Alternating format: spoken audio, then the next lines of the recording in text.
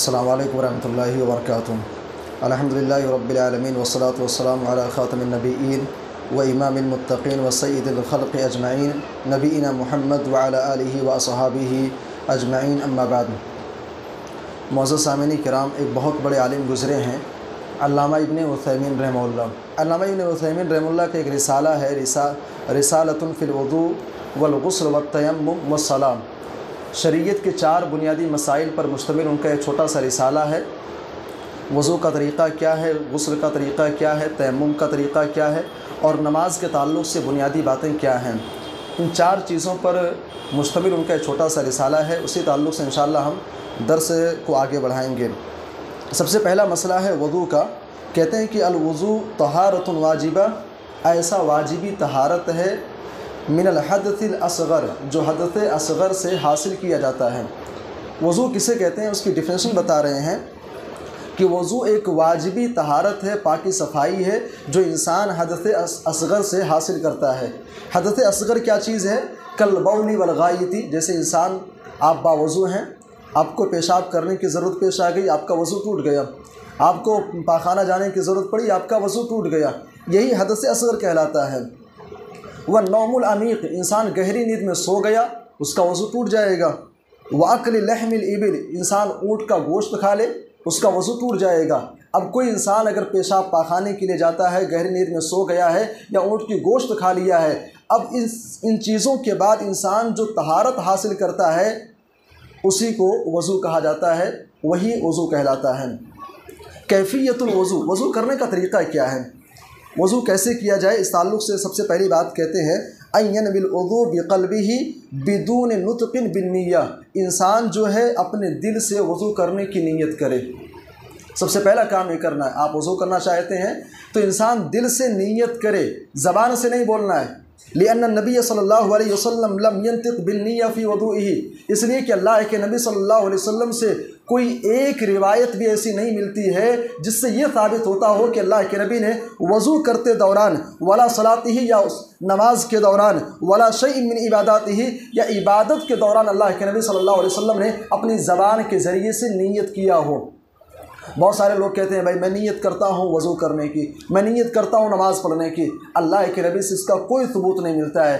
نیت دراصل نام ہے دل کے ارادے کا۔ تو پہلا کام یہ کرنا ہے کہ جب آپ وضو کرنے چلیں تو آپ دل سے ارادہ کریں کہ میں وضو کرنے جاتا ہوں۔ اور ظاہر سی بات ہے بھائی، ایک انسان وضو خانے میں آ کر کے بیٹھ رہا ہے، اس کا ارادہ کیا ہے؟ نہانے کا تو نہیں ہے۔ ظاہر سی بات، وہاں انسان بیٹھ کر کے وضو خانے پر بیٹھا ہے، وضو ہی کی نیت سے بیٹھا ہے۔ اور اس کے بعد ابن عثیمین رحمہ اللہ کہتے ہیں وَلِأَنَّ اللَّهَ يَعْلَمُ مَا فِي الْقَلْبِ، اللہ تعالیٰ دل کی حالت کو جانتا ہے۔ فَلَا حَاجَةَ إِلَىٰ أَن يُخْبَرَ عَمَّا فِيهِ، دل کے اندر کیا چل رہا ہے اس کو زبان سے چلا کر کے بتانے کی ضرورت نہیں ہے۔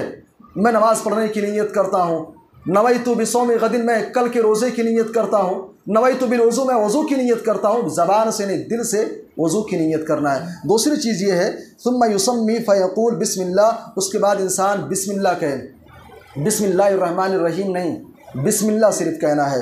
تیسری چیز ثم یغسل کفیہ 3 مرات، اس کے بعد 3 مرتبہ انسان اپنی ہتھیلی کو دھلے۔ 3 مرتبہ انسان کیا ہے کہ یہاں تک اپنی ہتھیلیوں کو دھلے۔ ثم یتمضمض ویستنشق بالماء 3 مرات، اس کے بعد 3 مرتبہ کلی کرنا ہے اور 3 مرتبہ ناک میں پانی کو لے کر کے جھاڑنا ہے۔ 5ویں چیز ثم یغسل وجہہ 3 مرات، اس کے بعد 3 مرتبہ اپنے چہرے کو دھلنا ہے۔ چہرے کو کیسے دھلنا ہے؟ من الاذن الى الاذن ارزن، اس کان سے لے کر کے یہاں سے لے کر کے اس کان تک، یہاں تک انسان چہرہ دھلے چوڑائی میں۔ ومن منابت شعر الراس الى اسفل اللحیہ طولا، اور لمبائی میں یہاں سے لے کر کے داڑھی کا جو حصہ یہاں تک، چاروں طرف انسان مکمل طور پر 3 مرتبہ چہرے کو دھلنا ہے۔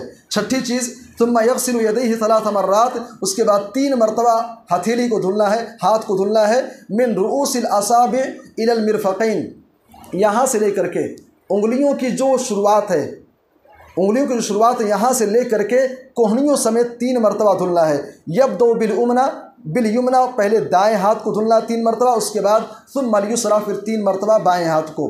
7ویں چیز ثم یمسح راسہ مرۃ واحدہ، اس کے بعد 1 مرتبہ 3 مرتبہ نہیں، 1 مرتبہ سر کا مسح کرنا ہے۔ یبل یدیہ، انسان اپنے ہاتھ کو بھگو لے، ثم یمرھا من مقدم راسہ الی مؤخرہ، اس کے بعد شروع سر سے لے کر کے، یہاں سے لے کر کے اس کے بعد پیچھے تک لے کر کے جانا ہے۔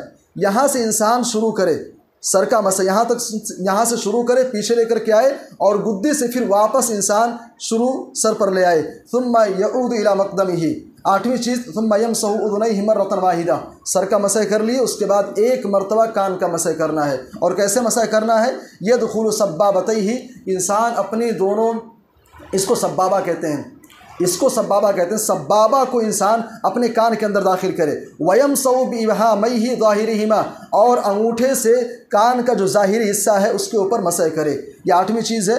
9ویں اور آخری چیز ہے ثُمَّ يَغْسِلُ رِجْلَيْهِ 3 مرات، پھر 3 مرتبہ پیر کو دھلے، من رؤوس الاصابع، جس طرح ہاتھ کو دھلتے سمے انگلی کی سٹارٹنگ سے یہاں سے لے کر کے یہاں تک دھلنا ہے، ایسے ہی جب آپ پیر دھلیں گے تو پیر کی جو انگلیاں ہیں وہاں سے شروع کرتے ہوئے آپ جو ہے آپ پڈلی تک، پڈلی جو ہوتی ہے پڈلی تک آپ کو 3 مرتبہ دھلنا ہے۔ یبدأ بالیمنی ثم الیسری، پہلے دائیں کو اس کے بعد بائیں کو۔ ایک چیز سمجھنے کی ہے، پیارے نبی صلی اللہ علیہ وسلم کا طریقہ کیا تھا؟ اما عائشہ رضی اللہ عنہ بیان کرتی ہیں کہ اللہ کے نبی یحب التیمن فی شأن کلہ، ہر خیر کے کام میں اللہ کے نبی صلی اللہ علیہ وسلم دائیں پہلو کو ترجیح دیا کرتے تھے۔ اس لیے آپ دیکھیں گے وضو میں بار بار یہ بات آپ کو حدیثوں کے اندر ملے گی، پہلے دائیں ہاتھ کو پھر بائیں کو، دائیں پیر کو پھر بائیں پیر کو، ایسا اس لیے پیارے نبی صلی اللہ علیہ وسلم کا طریقہ یہی ہے۔ یہ وضو کے تعلق سے چند باتیں تھیں۔ اگلا مسئلہ ہے غسل کے تعلق سے، انشاءاللہ اس کے بارے میں کل بات کریں گے۔ اللہ سے دعا ہے اللہ ہم سب کو دین کی بنیادی مسائل کو سیکھنے، سمجھنے اور ان پر عمل کرنے کی توفیق عطا فرمائے،